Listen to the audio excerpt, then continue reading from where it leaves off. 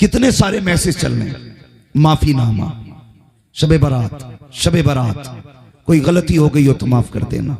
मैं नौजवान सिर्फ इतना पूछना चाहता हूं, हम सोशल मीडिया पे उस पैगाम को डाल के क्या साबित करना चाहते हैं? कि हमें अपने गुनाहों का एहसास हो गया, हमें अपनी खताओं पर अब शर्मिंदगी हो रही है, इसलिए हम सोशल मीडिया पे तौबानामा डाल रहे हैं। भाई, हम उनसे माफी मांगते हैं जिनको हमने कभी देखा नहीं, और हम उस मां से माफी नहीं मांगते जिसका हमने हर कदम पे दिल तोड़ा है। हमने उस रब को राजी, हमने उस बाप को राजी नहीं किया जिससे सुबह शाम हमारी मुलाकातें रही हैं। दुनिया घूम आओ जाकर के, कोई नतीजा नहीं है। अगर बाप नाराज है तो रब भी तुमसे नाराज है। आज सिर्फ उनसे माफी नहीं मांगनी जिनके हाथों में मोबाइल है, उनसे माफी मांगनी है जिन्होंने हमारी तकदीर की लकीरें बनाने में अपने हाथों की लकीरें मिटा दी, जिनकी जिंदगी इस चीज पे गुजर गई कि मेरे बेटे को अच्छी जिंदगी मिल सके। हमने आवाज दी उन्हें, हमने सोचा एक बार मां के कदमों में बैठ के कहें, मां उस दिन तूने दवा को कहा था, मैंने सख्त लहजे में जवाब दे दिया। ए मां, तू रूठी तो रब रूठ जाएगा, मां तू नाराज रही तो रब नाराज रहेगा। ख्याल आया? नहीं, हम तो यारों के यहाँ हलवे खाते रखे, दोस्तों के यहाँ दुआएं करते रखे, गले मिल मिल के कहते यार खता बख्श देना, यार माफ कर देना। और बता तो सही, वो माँ मगरिब के वक्त से इंतजार करती रही, बेटा कब पलट के आएगा, एक बार मुझसे कहेगा माँ मेरी खता बख्श दे। बाप देखता रहा कब आएगा ये बेटा जिसकी जिंदगी के लिए मैंने जवानी लुटा दी, जिसकी जिंदगी के लिए मैंने खुशियों के जनाजे निकाल दिए, जिसको ऐश देने के लिए मैंने लोगों की गालियां खाई है, जिसकी फीस भरने के लिए मैंने लोगों के धक्के खाए हैं, जिसकी तालीम के लिए मैंने लोगों की गालियां खाई हैं। आए अफसोस, पलट के दुनिया के आगे माफी मांगी मगर बाप के आगे माफी नहीं मांगी। अगर जन्नत में जाना चाहते हो, दुनिया से बाद में माफी मांग, बाप से पहले माफी मांग, भाई से पहले माफी मांग, माँ से पहले माफी मांग, बहन से पहले माफी मांग, पहले इनसे माफी मांगो। इसलिए तो बरेली से आवाज आती है, आज ले उनकी पना, आज मदद मांग उनसे, कल न मानेंगे कयामत में अगर माने। नारे तकबीर, नारे रिसालत, उलमाए अहले सुन्नत, मसलके आला हजरत, अजमते वालिदैन। हम पारसा बनते, हम नेक बनते।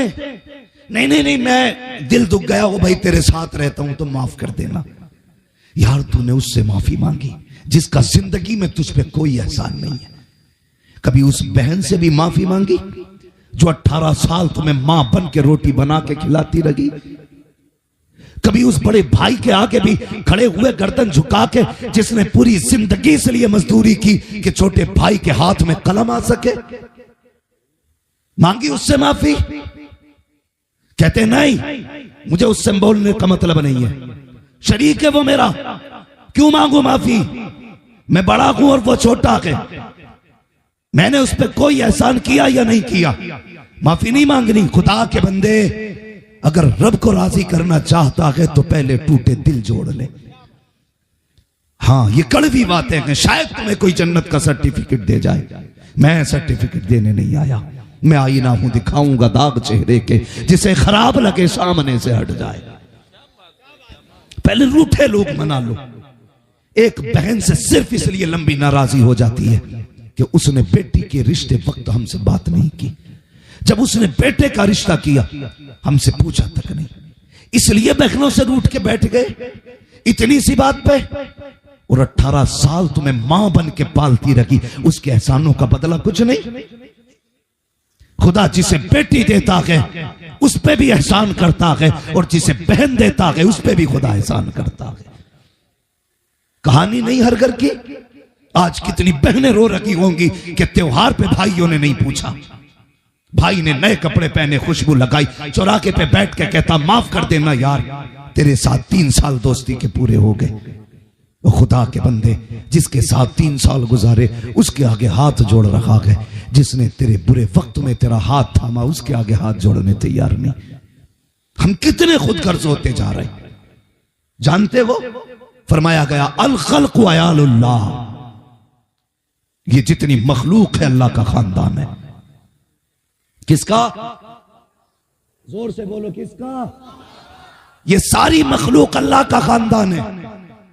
अगर कोई मेरे परिवार की किसी की इज्जत घटाए, मेरे परिवार के किसी मिंबर को कोई जलील करे, भाई मैं बर्दाश्त नहीं करता। अगर तुम खुदा के परिवार को तकलीफ दोगे तो खुदा इस चीज को कैसे गवारा करेगा? सोचा करो, कभी बैठ के सोचा करो। हम लोगों के दिल यूं चुटकियों में तोड़ देते हैं और फिर कहते हैं मैं फला पीर का मुरीद हूं। वो आएगा तो बस हाथ पकड़ के लेके चला जाएगा। तुझे कुछ नहीं लगता? तेरा पीर तेरे लिए खास है और उम्मत का हुजूर से कोई रिश्ता नहीं है। आका फरमाते उम्मती के पैर में कांटा चुभे तो उम्मती से पहले दर्द मदीने वाले को हुआ करता है। पहले रूठे लोग मनाओ, टूटे दिल जोड़ो, चल फिर मस्जिद में फिर सजदा करके देख, अगर सारे हिजाब ना उठ जाए तो नाम बदल के रख दे। आज जाके देखो, लोग मस्जिदें घेरे बैठे होंगे, लेकिन कितने ऐसे होंगे जो बेटी का हक खा के मस्जिद में आएगा? कितने ऐसे होंगे जिन्होंने भाइयों की दुकानों पर कब्जा कर रखा होगा? कितने ऐसे होंगे जिन्होंने जमीन जोतते वक्त मेंढ की मेंढ साफ कर डाली होगी? अल्लाह नहीं पूछेगा? यहां सूफी बनने आया, वो हक दे जो तूने भाई का खा रखा है, वो हिस्सा दे जो तूने बेटी का ले रखा है। ओ भाइयों, तुमसे गुजारिश है, अपनी बीवियों को भी समझा के रखना। उनसे कहना तुम्हारी वजह से मेरी मां को तकलीफ पहुंची है, खुदा के वास्ते अगर दिल दुखाया है मां का तो माफी मांग लो, वरना खैरियत नहीं है। अगर मां रूठ गई तो फिर मेरे सजदे भी किसी काम के नहीं है, मेरी इबादत भी किस काम आएगी?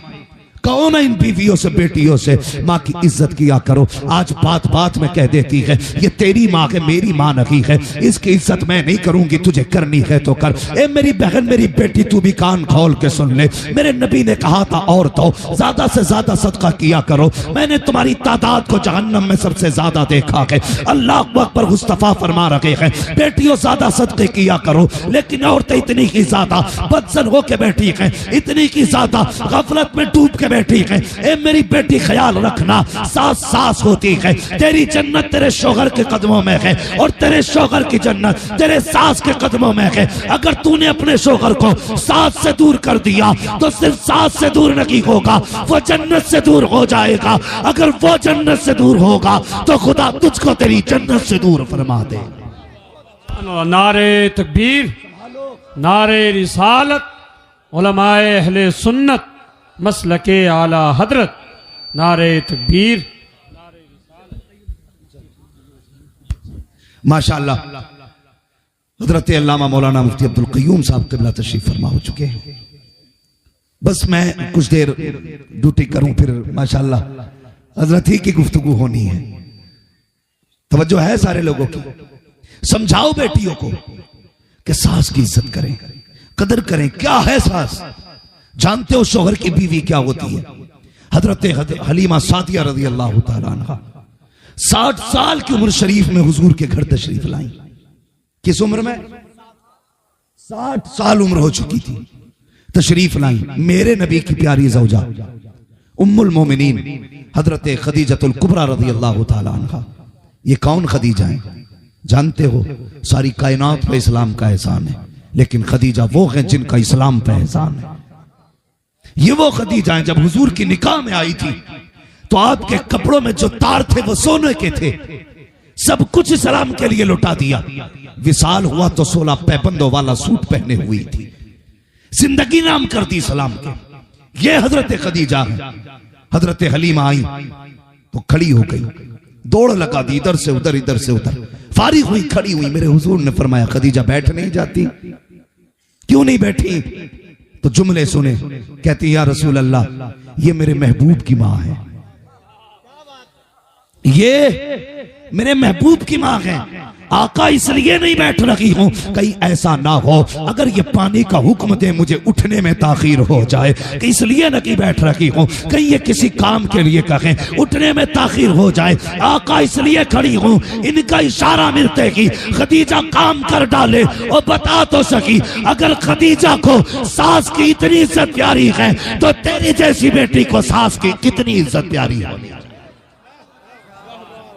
शर्म नहीं आती हमें? हमने सास को अपने पैर की जूती बना डाला।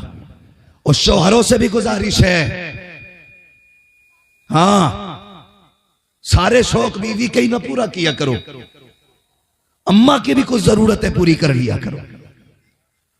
हां अम्मा की भी कुछ जरूरतें पूरी कर लिया करो, उससे कोई मसला नहीं है। जानते हैं रोटी तो अब ये खिला रही है, अगर ये रूठी तो रोटी टूटी, ये राजी तो रोटी ताजी, ये सोच के बैठा रहता है। हाँ ये राजी रहेगी रोटी तो जरूर देगी, लेकिन जन्नत की मालिक तेरी मां है, तेरी मां है। सोशल मीडिया के मैसेजों से सिर्फ कुछ नहीं होगा, बल्कि तुम्हें अपने घर के अंदर अपनी जिंदगी से एक मैसेज देना पड़ेगा। जिंदगी का एक मैसेज, रब है वो सबका खालिक है, सबका मालिक है, उसने जिसके जिस पे हक रखे हैं वो सबका हिसाब लेगा। अगर जिंदगी में तुमसे बहन का दिल टूटा गया उससे माफी मांगो, मां का दिल टूटा गया उनको राजी करो, बाप का दिल टूटा है उनको राजी करो, बीवी को बिला वजह सताया है उसको भी राजी करना पड़ेगा।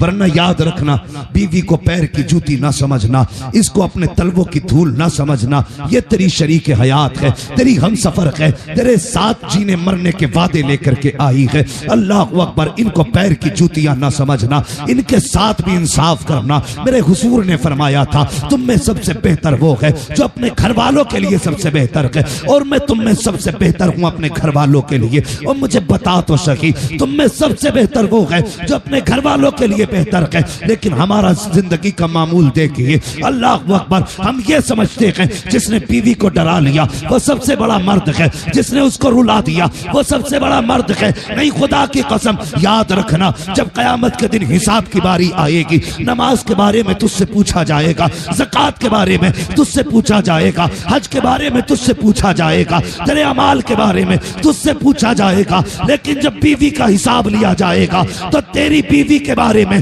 तुझसे नहीं पूछा जाएगा, बल्कि तेरी बीवी को रब बुलाएगा, तेरी बगल में खड़ा करेगा और कहेगा तू बता, जिसके बिस्तर पे 3 बार कबूल कहने के बाद जाके बैठ गई, इसने बता तेरा हक कितना अदा किया था, तेरे साथ जिंदगी कैसे गुजारी थी। तब अगर याद रखना प्यारे, उसने अपनी गर्दन दिखा दी, या रब इसने गरम सरिया मारा था, आज तक निशान मौजूद है, ये देख कमर पे इसने फुकनी मारी थी, आज तक निशान मौजूद है, मालिक ये कलाई आज तक टूटी हुई है, ए मेरे परवरदिगार मेरे गालों पे इसके तमाचों के निशान है, और सिर्फ इसलिए एक दिन खाने में नमक तेज था इसलिए तमाचा मारा गया, एक दिन खाने में ताखीर हो गई तो मेरे लिए गरम फुकनी मारी गई। अल्लाह अकबर, अगर उसने कह दिया मालिक इसने मुझे सताया है, खुदा की कसम अल्लाह कहेगा फरिश्तों इसकी नमाजों की गठरी लो, इसकी नेकियां लो, इसे मेरे आगे से हटाओ, जहन्नम में डाल दो। अगर ये मेरी बंदी का नहीं हो सकता तो फिर ये मुझ खुदा का कैसे हो सकता। इसलिए गुजारिश है, ये मत सोचना बीवी बन के इसलिए आई थी कि कुत्ते की तरह उसकी औकात समझी जाए। ख्याल करना मेरी बात का, दिल अगर बीवी का भी दुखाया है तो माफी मांग लेना, छोटे नहीं होगे बड़े हो जाओगे। अगर बीवी ने यह कह दिया मालिक जब से इसके घर में गई कभी दुख नहीं देखा, सदा सुख दिखा मिला है, रब फरमाएगा फरिश्तों अब अमल में नेकियां कम भी हों तो अब इसको मेरी रहमत से जन्नत का रास्ता दे दिया जाए। ये तो शोहरों के लिए गुजारिश है, वो बीवियों से माफी मांग लें, और बीवियों से भी गुजारिश है खुदा के वास्ते जीते जी शोहर को राजी कर लेना। हाँ, ये हमारे अवाम में चलता है। हजरत शोहर मर जाता तो लोग बीवी को पकड़ के लाते हैं जनाजे पे, जब वो मर गया कफन में लिपट गया तब ला के बैठाया जाता, अब वो नोच रही है माफ कर दो, माफ कर दो। नतीजा कोई? जब जिंदा था तेरा मुंह फूट गया, मर गया तो माफी मांगने आई है। मेरी बेटी, मेरी बहन, ये तेरा शौहर है, शौहर। अगर ये नाराज है तो जन्नत नहीं मिलेगी जब तक रब इसका हिसाब ना ले लेगा। और जाती चाहती है कि मरते ही जन्नती हो जाए। इस हाल में जाके तेरा शोहर तुझसे राजी है। फरमाया गया जो औरत इस हाल में इंतकाल करती है कि उसका शोहर उससे राजी है, अल्लाह उसकी कब्र में जन्नत की खिड़कियां खोल देता। हाँ, ये पूरी रात हलवा पकाएंगे, मुसल्ले से भी नहीं उतरेंगे, बाकी टाइम में कुरान पढ़ेंगे, चाहे कैसे ही भी पढ़ती हैं। अगले दिन फिर उठ के कहती हैं कि जा तेरी शिकल ही नहीं देखनी, तेरी सूरत से नफरत है, तू तो लौट के ही ना आए। सुबह ही उठ के ये शोहर के लिए इनके दुआइया कलिमात होते, पलट के ना आए, तुम मर जाए के मेरी बेटी, तूने जितने भी सजदे किए अल्लाह मुंह पे मार देगा। हुजूर ने क्या फरमाया, अगर रब के बाद किसी को सजदा करने की इजाजत होती तो मैं बीवियों को हुक्म देता कि वो अपने शोहरों को सजदा किया करे। नहीं समझा ना बहन तूने? शोहर क्या है, तू तो सिर्फ निकाह को सबसे बड़ा तूफान समझ बैठी। ये सोचती है निकाह हो गया तो तूने एहसान किया शोहर पे। खुदा की कसम इसकी कदर उस दिन पता चलेगी जिस दिन ये सफेद लट्ठे में लिपट के कब्रिस्तान चला जाएगा, तब जाने की तूने क्या खो दिया है। शोहर अगर बिल्कुल निकम्मा भी होना तो औरत के लिए एक मजबूत दीवार होता है, बीवी के लिए दीवार होता है। तुम भी बेटियों को समझाया करो, बेटी पराए घर जा रही है, शोहर को कभी रूठने न देना, शोहर को कभी नाराज नहीं होने देना। आज जाओ शहर के अंदर जाके देखो, इबादत की रात थी, रब को मनाने की रात थी, ऐसे ऐसे मेकअप करके रोडों पे लड़कियां टहल रही हैं। अलियास बिल्लाह, इतनी नेकियां नहीं हो रही लोग जितने गुनाह कर रहे हैं आज। ये रात मेकअप की रात थी, ये रोडों पे छचेरी काटने की रात थी। कम से कम आज तो रोके दिखा देता रब को, आज तो रोके दिखा देता। लेकिन सच ये है हम गुनाह करते हैं, हमें एहसास गुनाह नहीं है, हम गुनाह को गुनाह समझने तैयार नहीं। नहीं मेरे भाई, गुनाह को गुनाह समझो और गुनाह करने के बाद अपने रब से माफी मांग लो। वो बड़ा करीम है। नौजवानों, जब कोई जवान तौबा करता है ना तो अल्लाह फरिश्तों में उसके तज़किरे करता है, कहता देखो फरिश्तों, ये उम्र इसके गुनाहों के तूफान की थी, ये उम्र ऐसी दी थी मैंने, ऐसे गफलत में डूबा होना चाहिए था, लेकिन देखो मेरा बंदा कितना प्यार करता है, ये जवानी में मेरी चौखट पे आके बैठ गया है, जवानी में मेरे दरवाजे पे आ गया है। फरिश्तों अगर मैं भी ना बख्शूंगा तो फिर कौन बख्शेगा? अब भी कौन बख्शेगा? अल्लाह अकबर। ये रब फरिश्तों के दरमियान तज़किरे करता है, मगर आज हम हैं कि हमें गुनाहों का एहसास नहीं है, जिंदगी गुनाहों में डूबती जा रही है, ख्याल ही नहीं है तौबा कब करेंगे। सोचा जाता भी उम्र ही कितनी आई है, बाल सफेद होंगे तो तौबा कर ली जाएगी, जब कमर जवाब देगी तब तौबा की जाएगी, जब सजदे नहीं कर पाएंगे तब तौबा करेंगे, जब चल नहीं पाएंगे तब तौबा करेंगे। हाँ मेरे जवान, मौत का वक्त मुकर्रर है, जब आएगी तो एक लम्हे का मौका नहीं देगी, एक मिनट का मौका नहीं देगी। जाओ कितने जवानों के लाशें उठते देखो, कब्रिस्तान जाके देख लिया करो। अल्लाह अकबर, जवानों की कब्रें लाइनों से हैं, कूड़े घरों में बैठे हुए हैं, जवानों के जवानियों की जनाजे उठ रहे हैं। इंतजार मत करना, बुढ़ापे में तौबा करेंगे, आज वक्त मिला है, आज तौबा कर लो, वरना याद रखना प्यारे, पता नहीं कब सांसों की माला टूट जाए और सांसें मोती बन के हवा में बिखर जाएं। हम इंतजार करते रहे, मौत आने से पहले एक बार आगाह करेगी। अचानक मौत आ गई तो क्या बनेगा, अचानक मौत आ गई तो क्या करोगे? ए खुदा के बंदो, आओ पलट आओ, आज रब आवाज दे रहा है, मांगो दौलत वालों, आज मैं दौलत भी दूंगा। बे औलाद औलाद मांगो, गरीबों दौलत मांगो, जलीलो इज्जत मांगो, गुनाहगारों मगफिरत मांगो, जो जो मांगेगा आज दिया जाएगा। आवाज आती है, हम तो माइल बकरम है, कोई साइल ही नहीं, राह दिखलाए किसे राह रवे मंजिल ही नहीं।